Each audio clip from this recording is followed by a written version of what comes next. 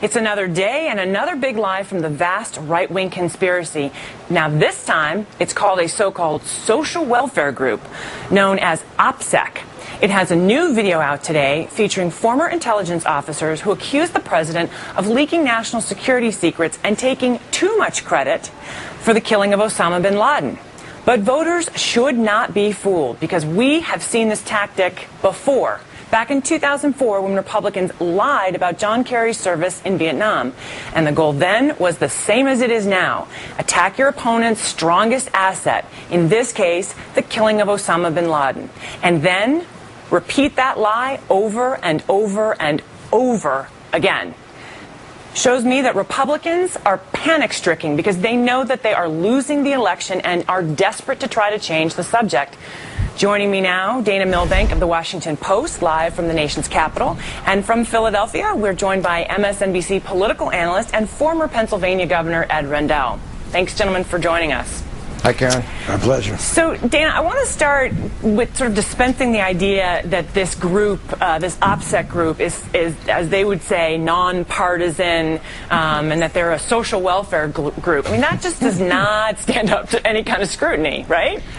Right, like they're handing out clothing and food to the poor or something like that. No, of course not. I don't think anybody's fooled by this. I mean, there's been this proliferation of groups on both sides, and I think people on both sides are trying to deny association with this while benefiting from their accusations at the same time. But let's think about this one in particular.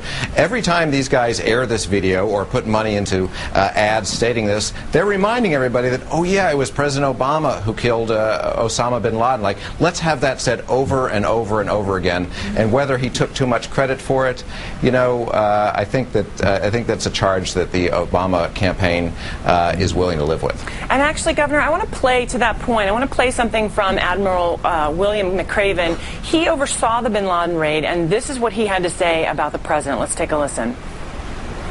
But at the end of the day, make no mistake about it, it was the President of the United States that shouldered the burden for this operation, that made the hard decisions, that was instrumental in the planning process because I pitched every plan to him. So, Governor, people have got a choice, right? They can believe Admiral McRaven, or they can believe this sort of Republican operative propaganda group. Who do you believe? Well, this campaign just gets stupider and stupider. They should title this campaign Dumb and Dumber, because it appears that's what it is for groups on both sides. But this is particularly dumb. Number one, as Dana says, bring up the killing of Osama bin Laden as many times as you want. I don't care what you say about it, but remind the American people that that achievement, an achievement we all yearned after for a decade, that was done on President Obama's watch. Number one.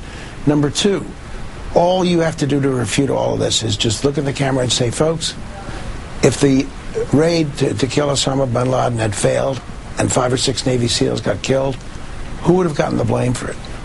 But doesn't, you know, Governor, staying on this for a moment, I mean, you know, President Obama set this as a priority. He talked about it in the last campaign. He said this was something he would do. So, I mean, again, he talked about doing this, and he got it done. And it seems very clear that the real goal of this ad is very specifically to attack his character, because in the ad, they don't just say that he took too much credit. I mean, the assumption, this sort of assertion there is, how dare you take any credit? And that's where I feel like this ad just goes way across the line. Well, of course it does, but it's stupid because, again, it brings up one of the great moments of the first term of President Obama, number one. Number two, it was where he showed undoubted courage. I mean, we all know what happened to Jimmy Carter in the failed raid to save the Iranian hostages. In many ways, he lost his re-election bid that day when those helicopters went down.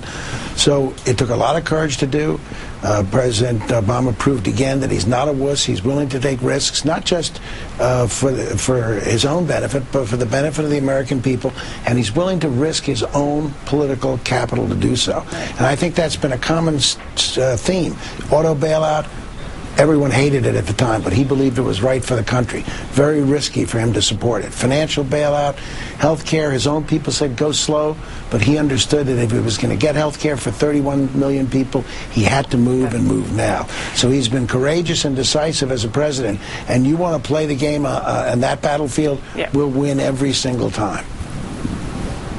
Dana, you know, here's what strikes me. You've got, you know, Mitt Romney, you know, sort of, and, you know, using a battleship as a backdrop, but he's never served on one, nor has his running mate. And outside of offending the Prime Minister of the UK, he really has not made much of a mark on foreign policy. So, you know, this attack isn't just about going after his strengths. It's also about compensating for Romney's weaknesses. That's what strikes me. Guys, I'm sorry we're going to have to leave it there. Governor, thanks for joining us. Dana Milbank, thanks for joining us.